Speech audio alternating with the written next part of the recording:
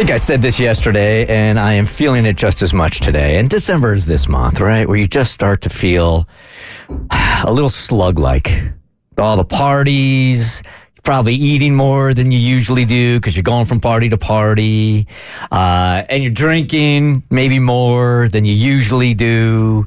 And I don't know about you guys, but here we are again. It's December, what? 12th. You asked yesterday, so one day went by. I didn't know what day it was yesterday either, but I'm feeling it, man. Are you guys feeling it? Yeah, December's always like that for me. Like you said, it's the parties. It's the going from house to house. Everybody's really merry and throwing drinks at you. And yeah, it's a tough time to kind of stay in shape. And I ain't been to the gym. That hasn't helped either. Yeah, and I'm not going in January. For me, it's a lot of having to see people before you go home. So like you have the parties and you have all the Christmas bars that you can only go to this time of year. So there's a sense of urgency that you've got to get out. And then also, we're going home for the holidays and there's a lot of people that I want to see before I go there. So I'm like, okay, I got to get dinner with this person. I got to get brunch with this person. I got to get coffee with this person. Yep. And before you know it, you've racked up like $1,000 going out to eat bill. And my weight really doesn't fluctuate a lot, and it really hasn't in like 20 years. It's like 4 pounds here, 4 pounds there. But when I put the 4 pounds on, I can really feel it, or the 5 pounds on, and I just feel so bloaty. You might want to talk to a therapist about that. It's just so bloaty. What do you mean? It sounds like maybe there's a deeper meaning or reason as to why. The only thing I can think of is I've been drinking more because of the breakup. That's a pretty clear one. That tracks. So I think that my December probably started mid-November. So I've been eating and drinking a little bit more, right? Mm-hmm. And we all went around the room last week and we're like, you know what? We're all going to do this together. Come January, we are not drinking in January. Didn't we all say that? Yeah. We did. We did all say that. Mm-hmm. Cassie, you're on board on this also, right? Heck yeah. Okay. So normally what you do, I think, when you're looking to plan 30 days off, you start to look like, okay, yeah, I really want to do it. But before I commit, let's see what's going on in the month. That's going to be challenging. And if it's a challenging month, then and move it 30 days. And then you look at February or March and you're like, I can't do March. Dang, man, I don't want to disrespect Pisces. So I got it's March Madness, man. Right, March Madness. Yeah, you right. Do that. Let me just throw a month out, right? Okay, let's say you wanted to do it in September, for instance. Labor Day. Yeah, Labor Day week. We got a whole vacation week that was on. My birthday. Yes, nobody could stop drinking for Cassie's birthday. Nope. How about July? Well, July 4th. July 4th? Can't do that either. How June? Father's Day? Kristen's birthday. Yep. Right, can't do that. Pride Month, got to celebrate. Yep. So before we all commit to our January not drinking, and I in all honesty, just to take a hard right here, a serious right, I am not happy with the amount of alcohol I've been drinking like the last week and a half to 2 weeks. Not enough. That is. And going through a breakup, I think my default has always been to numb a little bit. And certainly when I went through my divorce like 7 or 8 years ago, I really fell into some really bad drinking habits. This breakup hasn't been nearly as bad, but it's just been too much. Like it's a drink or two a night. And when you add those up through the whole week, I mean, now you're talking about 14, 15 drinks. Mm-hmm. You go to any doctor and they're like, that's a problem. Yeah, I remember I was honest with my doctor once about how much I was drinking, and they brought in someone else, and they're like, do we need to speak to you about alcoholism? Yeah. And I was like, I'm in my 20s. I had 7 drinks this week. Calm down. But at least, you're right, but at least you're not going out on 3 a.m. benders every night. You know what I mean? And the thing is, what maybe is scary, a lot of people would consider what you're doing just to be normal. Yeah, and when you add them up, and if you talk to your doctor about it, for me, and I've told you guys before, that I've always been kind of a binge drinker. I can go days, weeks, I don't know about months, days, weeks without a drink and not crave it whatsoever. But if I have one, then I'm probably having like 5. Mm-hmm. And it's really hard to put a governor on it. Like I felt it this weekend when we had our Christmas party. We were all fine. We were all partying just fine over at Tommy's house for the Bert Show Christmas party. And then we all get back into this bus coming back into town because we don't make sure everybody wasn't drinking. And look, we're on our way home. It's a 45-minute drive home. And after we get home, I am going to sleep. So why am I the one doing shots and forcing shots on everybody else and still drinking when that little voice in my head is like, all right, it's enough. What are you even doing? Then the other voice is like, screw that guy. have another drink, man. And that guy normally wins out for me. So that's what I got to start really, really working on. You guys the same way? I'm the same exact way. Yeah. Same exact way. Yeah, I think sometimes it just takes one time telling that guy in your head no. Because I have problems with that with other things in my life. And I'm kind of a similar, like, I have a binge mentality about a lot of things. Sometimes I went through a phase where I had a binge phase with food.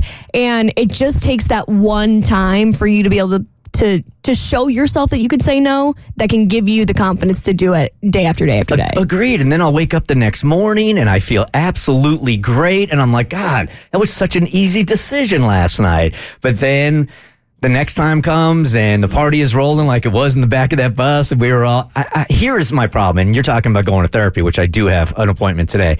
It's, I have always equated alcohol with fun. Yeah, I think 90% of the times that I've had in my life, outside of my family, alcohol has been associated with fun for me. Every time you say that, it hits me because I'm like, I have to, and I didn't think about it that way. But technically, if you don't see it as fun, then don't you have more of a problem? If you're doing it, you're really doing it. But I mean, it's like if I go to a sporting event, if I go to a national championship, that's great. But somehow, some way, in my head, it's a better event if I'm a little bit buzzed for it. It sounds like it's one of those things you're using it for an escape because you have a very high stress life. You have a lot of moving pieces. You have a lot of businesses. So when you do get to go to an event like a sporting event or the Christmas party, it's like your brain is like, okay, this is my time to turn off and completely let loose because I don't have responsibilities. And so it's almost like, it almost seems to me like you don't have a balance in your life where you're feeding into yourself and what you love to do enough, and you're just feeding into sort of a lot of work or stuff you can't control, like your breakup, like high stress situations. Does anybody really have balance in their life, though? If everybody drank because they didn't have balance in their life, 99% of the country would have to look at their life and go, okay, maybe I have a drinking problem. I think alcohol is more rampant of a problem than most people realize because it has become so normalized. I mean, there's a whole wine mom culture. Oh, I have kids, I'm going to drink wine. And it's become such an excuse to pound a couple glasses every night because God knows you're on edge and you need to chill out and check out.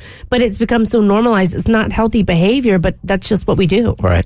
For me, for some reason, I've always felt like if I'm drinking socially, it's not a problem. I've always felt like my issue is if I start drinking at home, if I start drinking alone, or if I start drinking just because the day is over, then I have to evaluate what's going on in my life. But if I'm drinking socially, I never saw that as an issue. Yeah, when I changed my drinking habits, like from college, I had to view alcohol more as an amplifier. And so I think that's where you start to think that alcohol is really fun because, you know, for example, in college, every night is a rager and it's a lot of fun and you're drinking a lot of alcohol and it's intensifying those feelings. But then as your life changes and the situations change, it's not always as fun, and you start to realize that alcohol brings out a lot of the things inside of you that aren't necessarily fun. And for me, that's helped balance things more because I'm like, if I'm feeling sad, probably not a good idea for me to drink white wine because it's going to make me cry. If you guys have listened to the show for a long time, I feel like I have the relationship with alcohol in the same way that I have a friend that has a relationship with another person where they're constantly complaining about it. And at some point or another, you just want to go like, shut up. I've heard about it. Do something about it or not. And a while back, I think I told you guys I read that book, This Naked Mind. And it made 100% sense to me. You were doing great. I was doing really, really, really great. And then break up. I get that. And then I just started going back. I think I got to reread it. But all right. So before we totally commit to January, okay? Like you guys were saying, there are some months are better than others. And most pick January because you are eating and drinking and everything. So let's look at January, okay? And let's be sure we want to do this. Okay. First things first. It is National Step in a Puddle and Splash Your Friend Day. I'm out. That's it. Yeah. What? Yeah. These are actually real thing? These are real holidays that they have created, okay? It is also National Pass Your Gas Day is in January, so are you guys sure?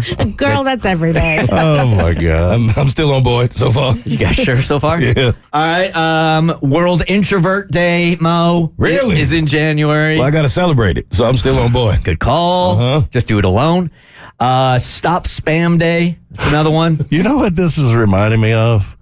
There's an old TV show called The Andy Griffith Show. And there was two little old ladies, or a little old lady that had like a moonshine still. And she had everybody coming to her house buying moonshine because it was a special occasion, like National Potato Week. Yeah. These are all real. Fruitcake toss day. Can we take off drinking in January because of that? I mean, you want to tailgate probably? We can't be sober for fruitcake day. Nah. Measure your feet day is in January, you guys. Measure your feet day. That sounds like an OnlyFans promo. There's also visit your local quilt shop day. Oh, okay, that's gonna be a tough one. Oh yeah. Are you sure January is going to be good for all of us? Before I throw this last one at you. I don't know.